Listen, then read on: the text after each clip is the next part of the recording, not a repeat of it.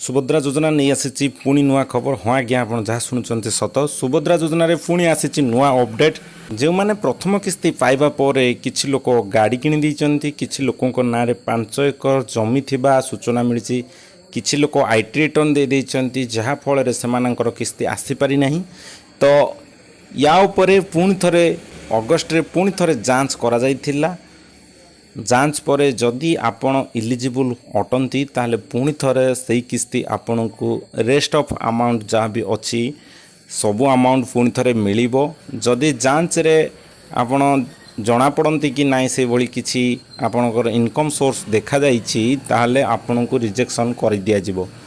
आ जेउ मानकर बिना कारण रिजेक्शन हो जाइछि सेमानंकु संपूर्ण किस्ती मिलिबो।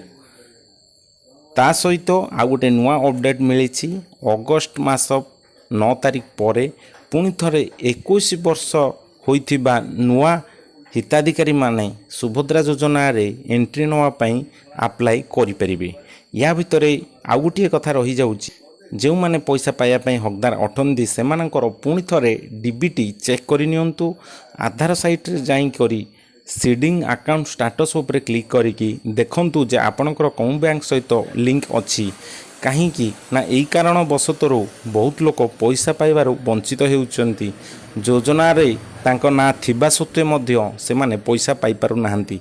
जदि आपणको सीडिंग स्टाटस देखिबारे कौन प्रकार असुविधा होउची ताहले चैनल टी को सब्सक्राइब करंतु। आ परे मु आपणको आ गोटे वीडियो सहित जोड़ी देबी जेउथिरे मु आपणको जणै देबी आपण केमिति मोबाइल ले हो किंबा कंप्यूटर माध्यम रे हो आपणकर आधार नंबर देकी सीडिंग स्टाटस आपण निजे चेक करि परिबे। जदि नो सीडिंग स्टाटस देखाए ताहले आपण बैंक रे जाई परामर्श करि पारंती।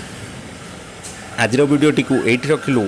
जदि आपको इनफॉरमेशन भल लगी ताले चैनल टी को सब्सक्राइब करंतु, लाइक करंतु, आम सहित जोड़ी रुहंतु। धन्यवाद, नमस्कार।